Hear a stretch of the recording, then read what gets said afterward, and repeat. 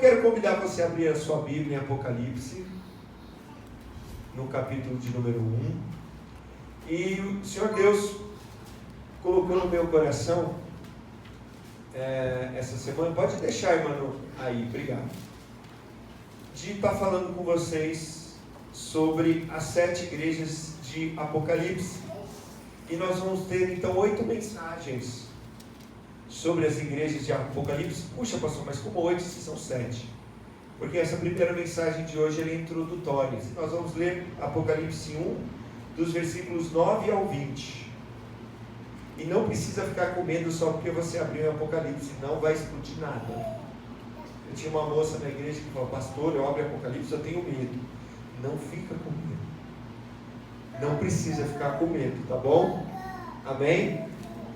Então vamos ler a partir do versículo 9. Eu vou ler na Nova Versão Internacional. Eu coloquei todos os versículos aqui, não sei se você vai conseguir ler, está pequenininha a letra, né? Mas eu vou procurar ler alto. Eu, João, irmão e companheiro de vocês no sofrimento, no reino e na perseverança em Jesus, estava na ilha de Patmos por causa da palavra de Deus e do testemunho de Jesus.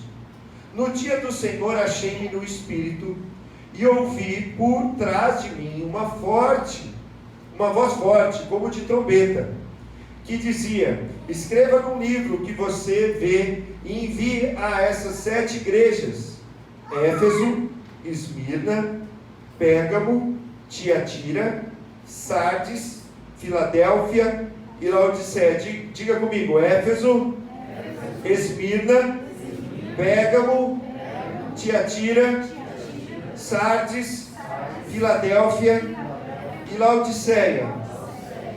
Voltei-me para ver quem falava comigo. Voltando-me vi 7 candelabros de ouro, e entre os 7 candelabros alguém semelhante a um filho de homem, com uma veste que chegava aos seus pés, e um cinturão de ouro ao redor do peito.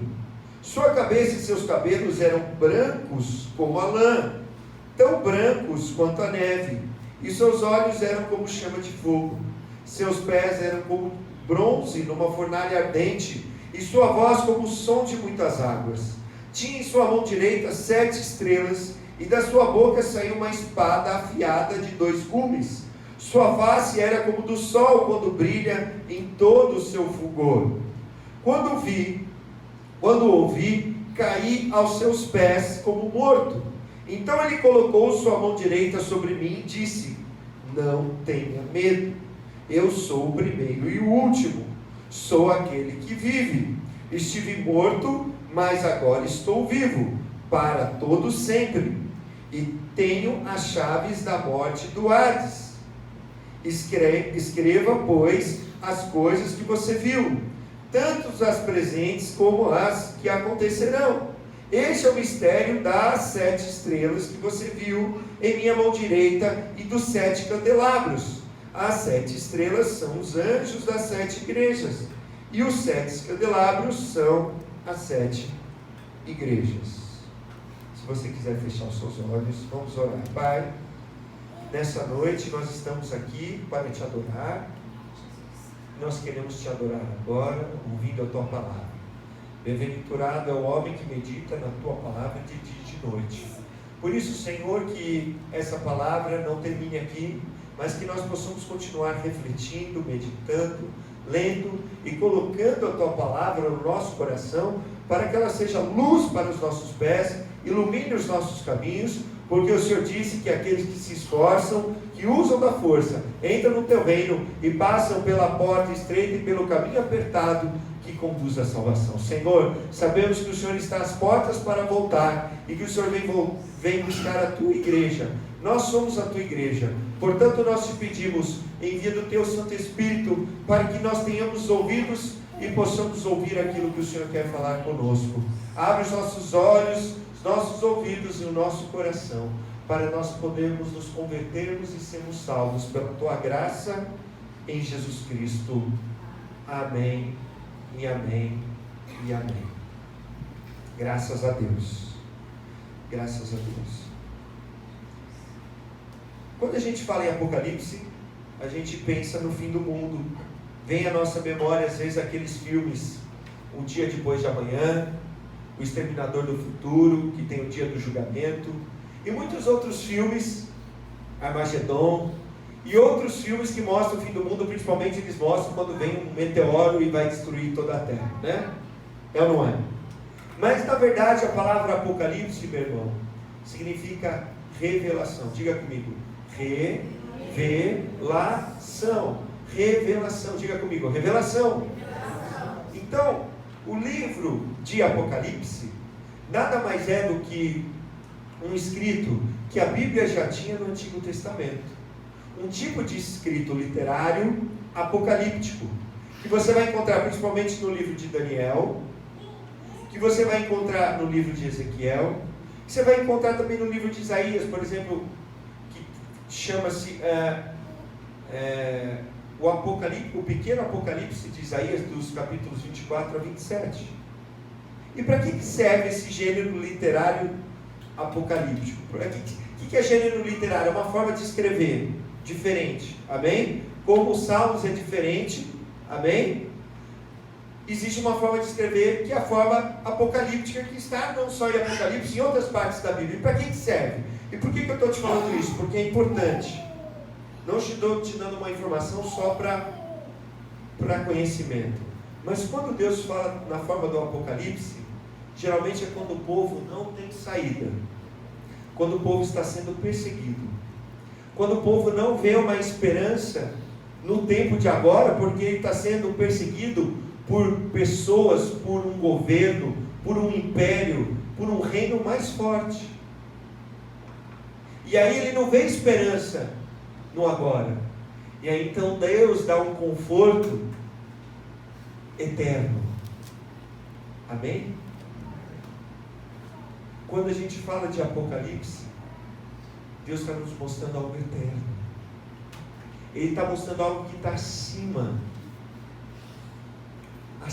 dos problemas do nosso dia a dia, que a gente fica tão centrado, tão focado e fica olhando no nosso umbigo, e fica olhando para uma formiguinha no chão.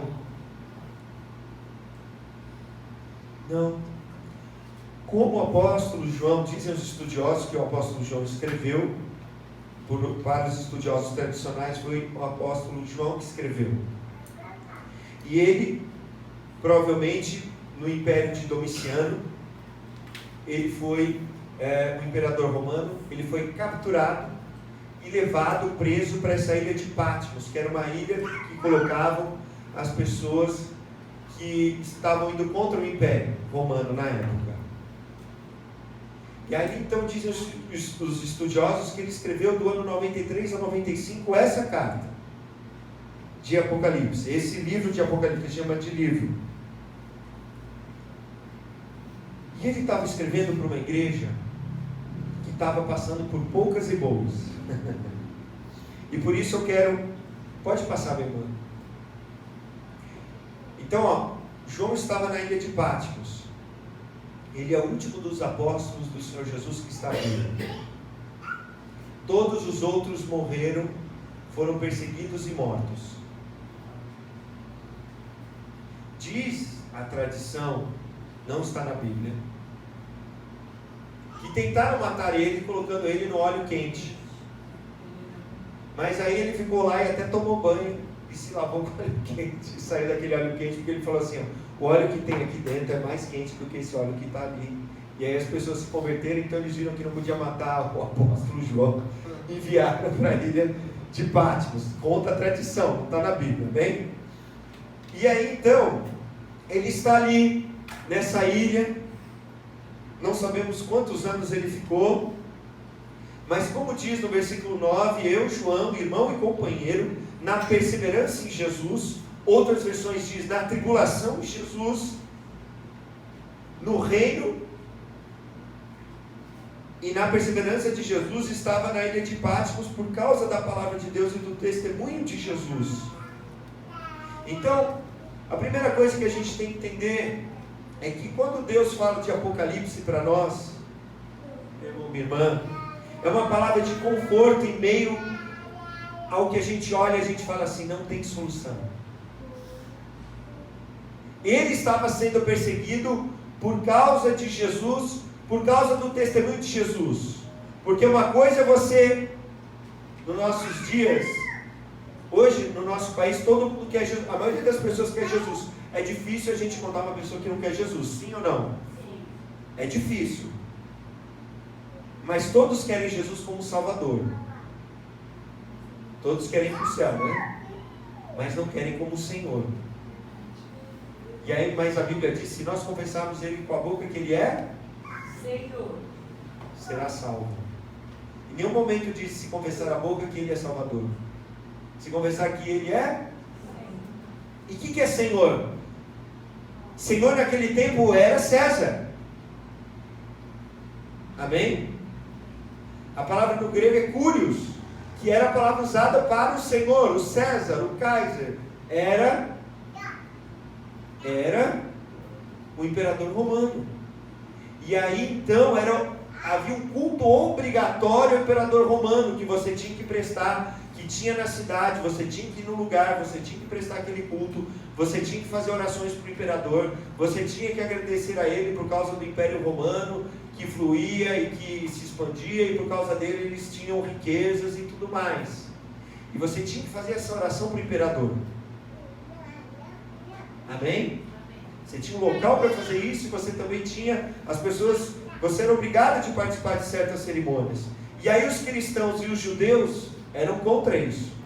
Os judeus, eles tinham autorização de Roma para fazer isso, mas os judeus aí começaram a perseguir os cristãos, porque o cristianismo segue o judaísmo, amém? E aí então o Império Romano começou a ver que quem era cristão não era judeu, era uma religião que não era lícita. E aí então, por eles negarem o culto ao imperador, mas não é só para aqueles que acreditavam que Jesus é o Salvador, mas é para aqueles que testemunhavam, porque ele diz assim no texto, porque eu sou perseverante no sofrimento de Jesus.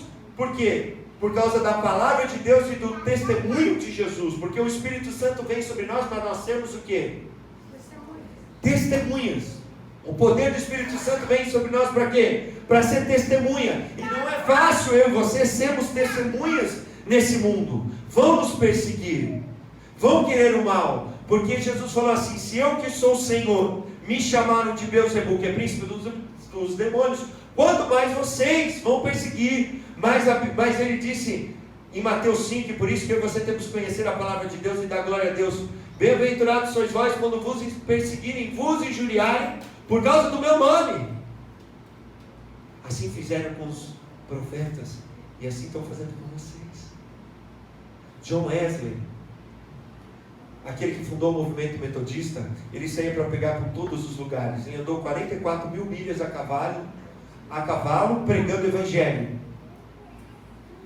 E quando ele passava uma semana, sem ser cuspido, sem ser apedrejado, sem ser esbofeteado, ele ia no lugar de oração que ele orava todo dia, cedo, às 5 da manhã, 4 da manhã, e falava, Senhor, o Senhor tira a unção de mim? Então, se não estão gostando de você, meu irmão, é porque o Espírito Santo está sobre você, e as pessoas vão nos odiar sem motivo, porque o que elas têm, odeiam o que nós temos, que é o Espírito Santo da promessa, amém?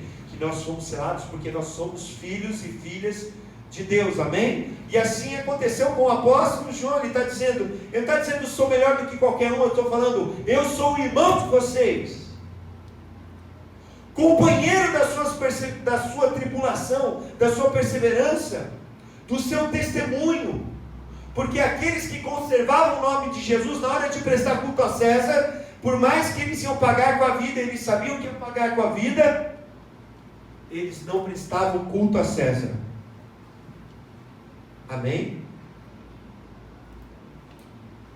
Amém? Amém. Será que nós temos prestado culto a César? Quando falam para a gente mentir, quando falam para a gente fazer as coisas que o mundo faz lá fora, será que a gente está prestando culto a César? Não.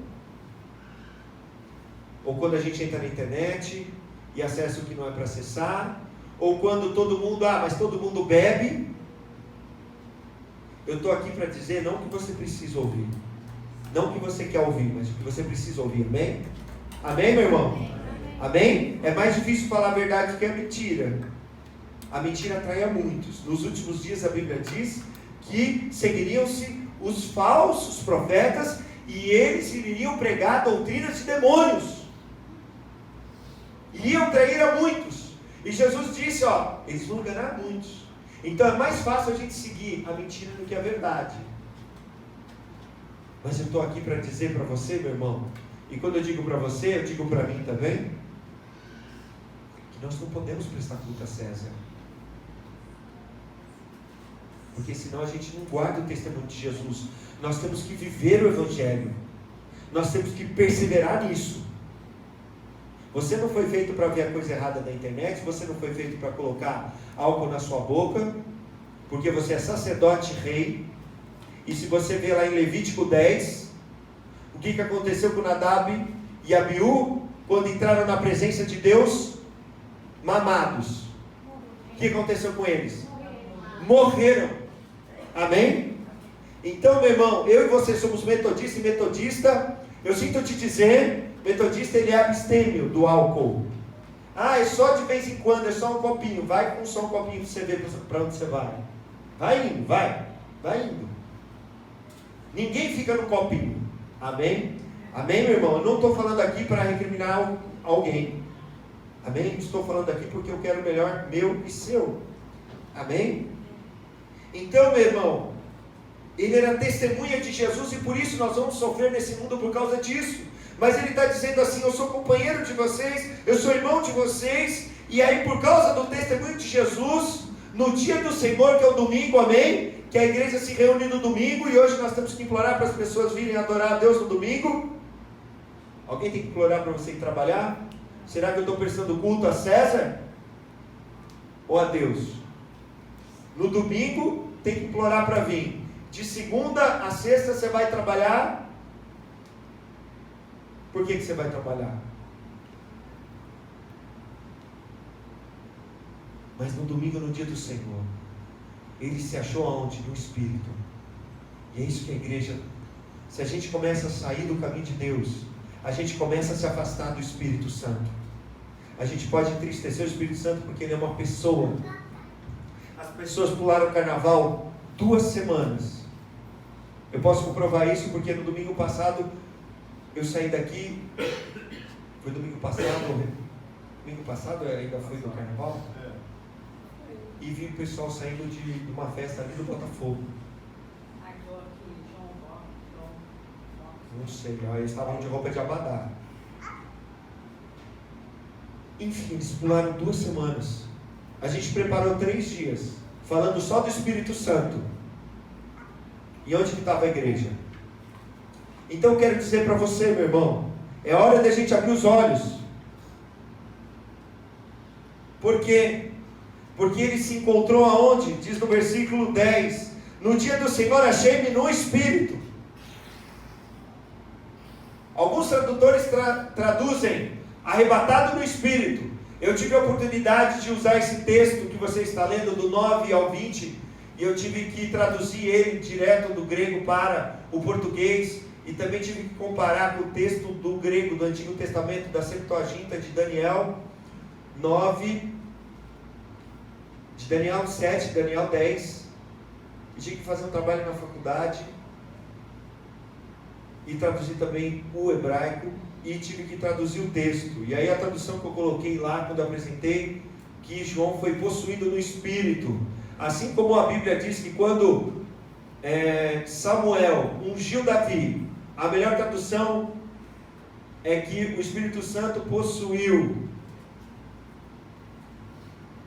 Davi. E se você ler Ezequiel, você vai ver que o Espírito Santo pega Ezequiel pelos cabelos.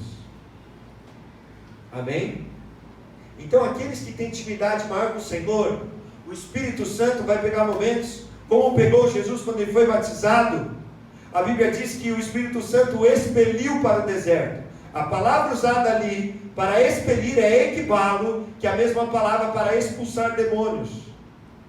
O que eu estou dizendo para você? Meu irmão, Todo filho de Deus, a Bíblia diz, é guiado pelo Espírito. E quando eu e você somos guiados pelo Espírito, o Espírito Santo vai nos levar a lugares que a gente não vai entender. Como o apóstolo não devia estar entendendo porque tudo aquilo estava acontecendo com a igreja estava sendo morta, a igreja estava sendo perseguida, ele era os últimos dos apóstolos, ele estava ali calado, cercado, não podia mais cuidar das igrejas que ele cuidava, como ele cuidou como bispo de Éfeso.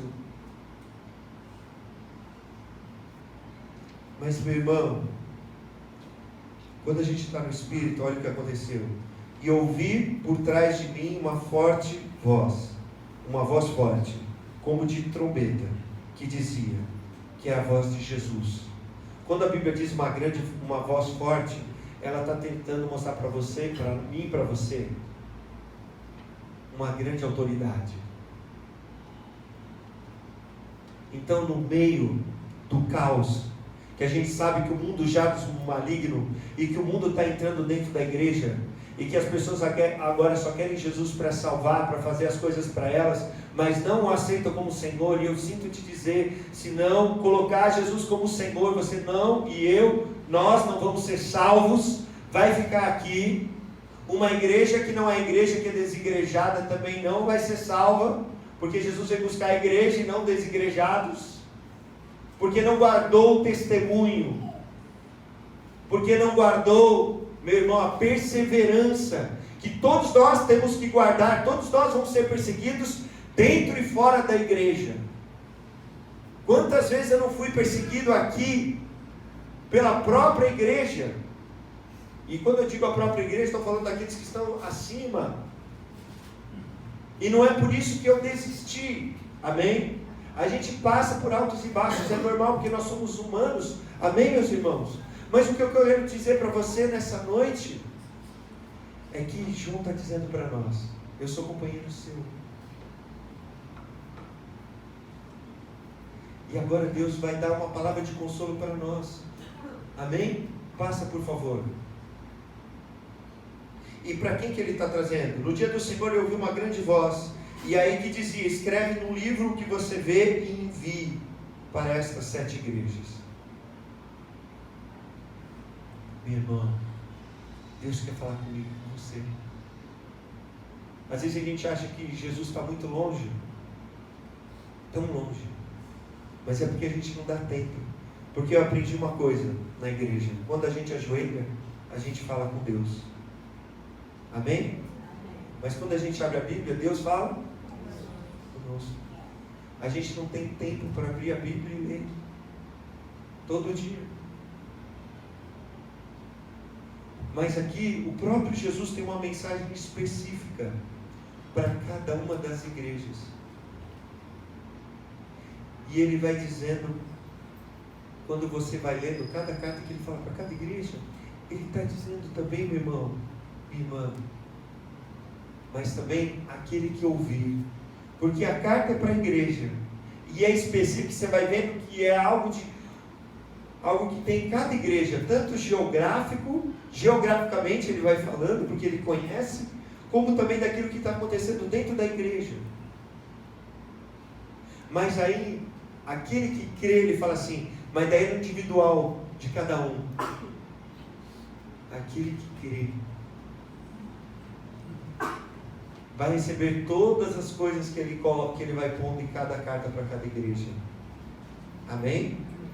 Então Deus tem uma mensagem para nós, uma mensagem que veio de Jesus, que passou pelo João, mas que foi entregue para os mensageiros de cada igreja. A palavra anjo, tanto no grego quanto no hebraico, que no Novo Testamento foi escrito em grego, para anjo, também significa mensageiro.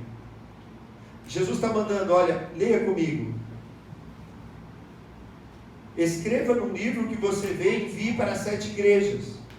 Se Jesus está mandando entregar para 7 igrejas, e depois vai dizer ao anjo de cada igreja, não é anjo espiritual. Por que não é anjo espiritual? Porque eu vou entregar uma carta para o anjo espiritual. Ô anjo, pega aqui a carta. Dá para o anjo pegar? Sim ou não? Sim ou não? Então o que ele está dizendo? Ele vai entregar para o anjo da igreja. O anjo da igreja é dos presbíteros da igreja. Em 1 Pedro 5 vai dizer que os presbíteros pastoreiam a igreja. Por isso que a nossa igreja metodista é tão metódica, que quem pastoreia a igreja é presbítero e não pastor. O título de quem cuida da igreja, para a igreja, é presbítero. Por quê? Porque o próprio apóstolo Paulo, ele vai deixando discípulos, vai deixando presbíteros de igreja em igreja. Se você ler lá no livro de Atos, você vai vendo que ele deixa, lá em Atos 14, 23, junto com Barnabé, ele vai orando e jejuando para deixar presbíteros de igreja em igreja. Amém? Então o que Deus está dizendo? Jesus tem uma mensagem para nós, que passa por um ministério apostólico, mas que chega em primeiro lugar para o presbítero da igreja. Amém? Para o pastor da igreja, para aquele que é responsável pela igreja. Por quê? Porque Deus, ele respeita a autoridade. Amém? Amém? Mas aí ele tem uma mensagem de Deus para todos. O próprio presbítero tem que guardar a mensagem, senão ele não vai ser salvo só porque ele é presbítero, só porque ele é o anjo da igreja. Amém? E aí, o que ele vê? Quem é que envia a mensagem? Quem é que está enviando a mensagem? Jesus. Passa por favor, irmão. Quem é esse Jesus que está enviando a mensagem? É um Jesus glorificado. Mas não é qualquer Jesus glorificado. Eu, no meu trabalho da faculdade, eu tive que comparar o texto no hebraico, o texto no grego do Antigo Testamento, da Septuaginta e da Bíblia hebraica, e comparar com o texto do Novo Testamento que está no grego, e mostrar que aquele filho do homem que Jesus fala em Daniel 7:13 e também 7:9 e também em Daniel 10:5 e 6 é a mesma figura que João viu. Porque quando é algo de Deus, meu irmão, vai estar confirmado nas Escrituras. Quando João tem essa visão, ele tem a visão do Filho do Homem. Quando ele diz Filho do Homem, ele está dizendo, lembra como Jesus falava? Eu sou o Filho do Homem. Quando ele está dizendo Filho do Homem, é no título do Messias. Do Messias que Daniel apresentou no Apocalipse do Antigo Testamento. Amém? Que está dentro de Daniel. Então ele está dando uma identidade messiânica. Está falando é algo legítimo. Não é algo falso. É o Jesus verdadeiro, não é o Jesus falso. Se fala para você de um Jesus que não ressuscitou, é falso. Amém? Se fala para você de um Jesus que é só iluminado, é falso. O nosso Jesus é Senhor dos senhores, é Rei dos reis. Ele morreu por nós na cruz e ele ressuscitou no terceiro dia. Amém? E ele há de voltar de glória. Se está falando para você que ele já voltou, também é um Jesus falso. É mentira. Amém? Mas então quando ele teve essa visão, ele teve a visão, e eu comparando o texto lá no trabalho, eu vi que as palavras, as qualidades, os adjetivos e substantivos que são colocados, são praticamente iguais. Amém? Dizendo como que ele seria, com cabelo branco, com o rosto claro como o sol ao meio-dia, ou como o sol na sua força maior, que ele tem o peito uma couraça de ouro, que ele tem os pés reluzentes como bronze, que ele está pegando fogo nos seus pés. Amém? Mas é de chamar a atenção que esse Jesus, meu irmão, ele está andando no meio dos 7 candeeiros e tem nas suas mãos as 7 estrelas. E diz no final do versículo,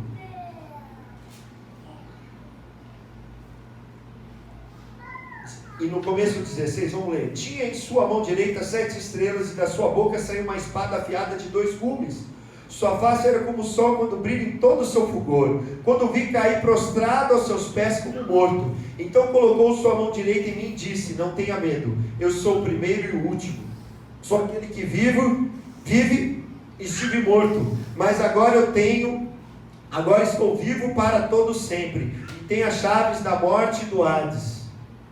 Ele está dizendo que ele tem toda a autoridade. Não é mais aquele Jesus que veio humildemente, que nasceu numa manjedoura e que foi morto pelos homens. Agora, só a palavra que sai da boca dele é poderosa para salvar ou para destruir. Porque faca de dois gumes ou espada de dois gumes é que corta dos dois lados. Amém? E o que está dizendo? Ele é o primeiro e o último. O que está dizendo? O que mais que está dizendo, meu irmão? Ele era aquele que estava morto, mas... Por que ele fala assim, eu sou aquele que ressuscitou? Por que ele não fala, eu sou aquele que ressuscitou, mas disse que estava morto e reviveu? Porque estava escrevendo para uma igreja que estava sendo morta. E daí, como você vai encontrar consolo em meio à morte dos seus irmãos da igreja? Imagine que a gente estivesse sendo perseguido aqui e que nós estivéssemos sendo mortos. E aí Jesus manda uma mensagem, estou mandando uma mensagem para vocês, mas eu estive morto. Aí você vai se identificar mais. Puxa, mas estou vivo. E aí você vai falar, puxa, a pessoa pode ter morrido, mas eu sei que ela está na glória com Jesus.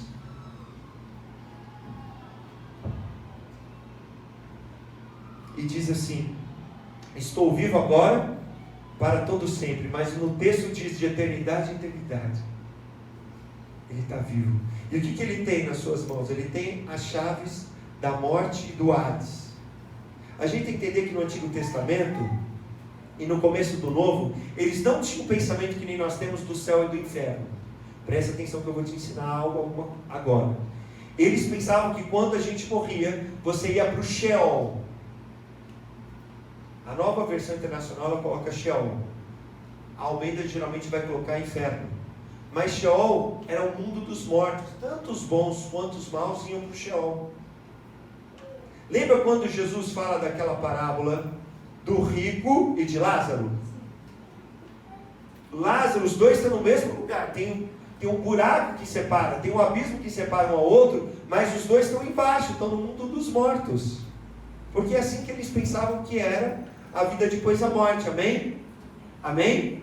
Só que um era o seio de Abraão, você vê que ele nem usa a palavra paraíso ou céu, Jesus não usa, amém? E o outro estava lá sofrendo no mundo dos mortos.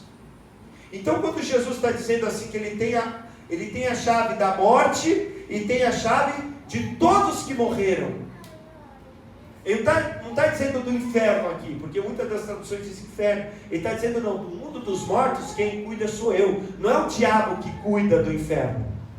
Quem coloca as pessoas no inferno é Deus, é Jesus. Porque as pessoas não creram no nome dele, não que ele queira. Amém?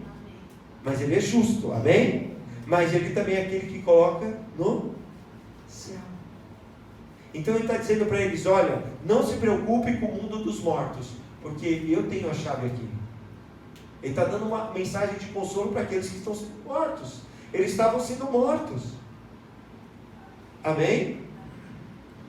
Amém, irmão? Amém. Então esse Jesus glorificado, poderoso e autoridade, ele está escrevendo, olha só, passa por favor, para essas 7 igrejas. Lembra do nome das 7? Éfeso, Esmirna, Pérgamo, Tiatira, Sardes, Filadélfia e Laodiceia. Jesus está escrevendo para eles. Mas Jesus não só está escrevendo.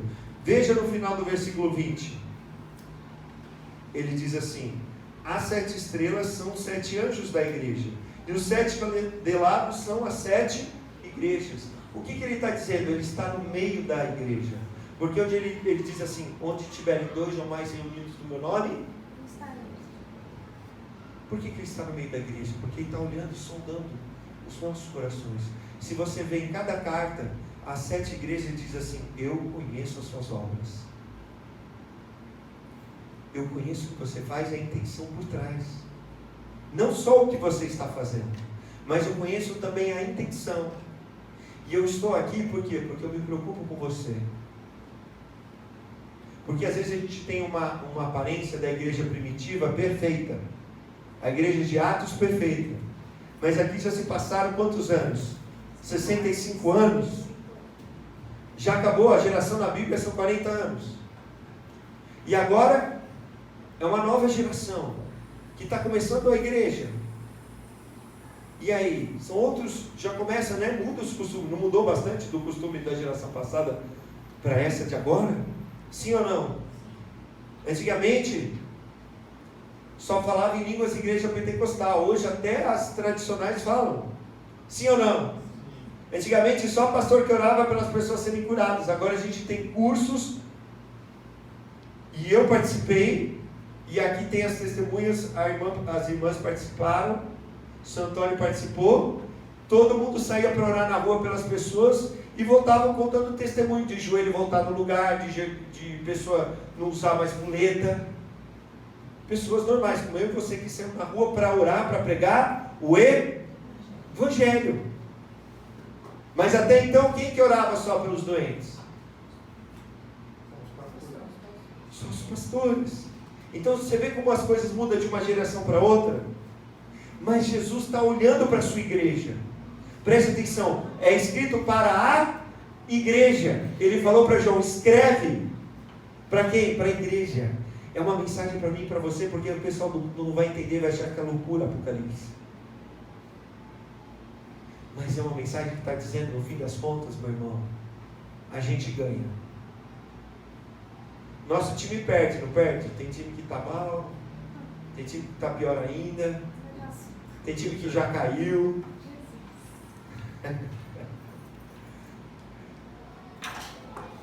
Nosso time tem altos e baixos, não tem? Mas a Bíblia diz que nós somos o quê? Você sabe o que significa mais que vencedores? Não é que nem o nosso time que perde, ganha, perde. Não, a gente já venceu em Cristo Jesus. Já somos vencedores em Cristo Jesus, amém? Toda vez ele fala assim, no final das cartas, ao vencedor, ao vencedor, ao vencedor, ao vencedor, darei, ao vencedor. Então nós temos que ser vencedores. E como que a gente vence? Como que o apóstolo João disse que a gente vence? Pela fé. A nossa fé vence o mundo.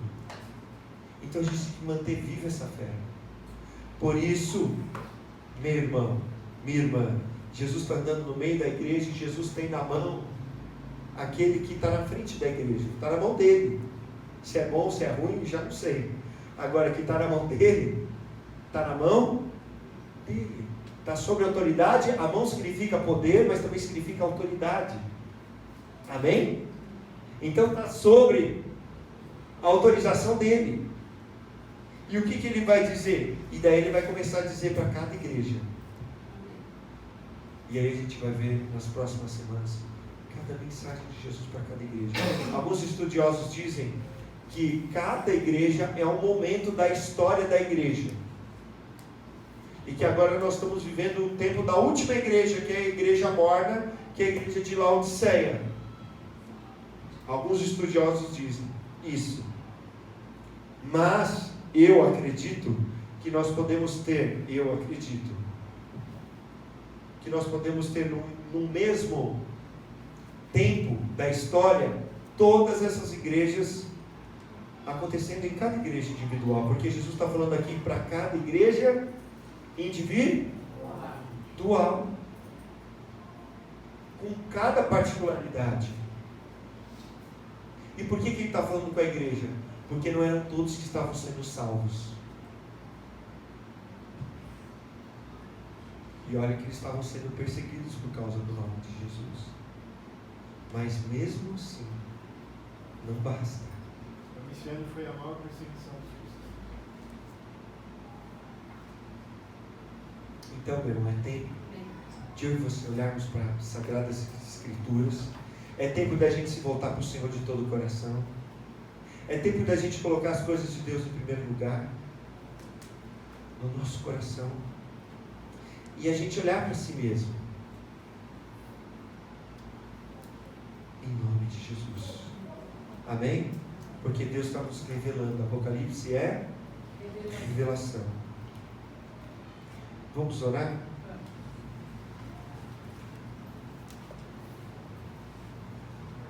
Pai, o Senhor deu essa revelação para o apóstolo João, há cerca de 2000 anos atrás. E agora 2000 anos se passaram, mas a tua palavra diz que a tua palavra é viva e eficaz. E que ela sai da sua boca e não voltará vazia. Por isso, Senhor, vem esmiuçar com um martelo, que é a tua palavra, os nossos corações duros, para que possamos ver a realidade do que somos. Pois quando o Senhor estava falando com cada igreja, o Senhor estava colocando um espelho na frente de cada igreja, para ver a realidade do que eles realmente eram, não segundo os olhos humanos, não segundo o que eles achavam, mas segundo o que o Senhor não só acha, mas o Senhor afirma. E diz para a maioria das igrejas: arrependa-te. Arrependa-te. Por isso, Senhor, que nós possamos nos arrepender, porque para entrar no reino dos céus, nós precisamos nos arrepender. Nos ajuda, Senhor, a ver. Nos ajuda a mudar, Senhor. Todos nós precisamos. E que nós possamos, Senhor, permanecer no Teu amor. Seja que o Senhor vai voltar nessa geração, ou seja que nós vamos encontrar o Senhor no dia que nós morremos. Que nós possamos estar prontos e ser aqueles que vão ouvir do Senhor. Que nós fomos fiel no pouco, que o Senhor nos colocará sobre o muito, e que o Senhor diz: servo bom e fiel, entra no gozo do seu Senhor. No nome de Jesus.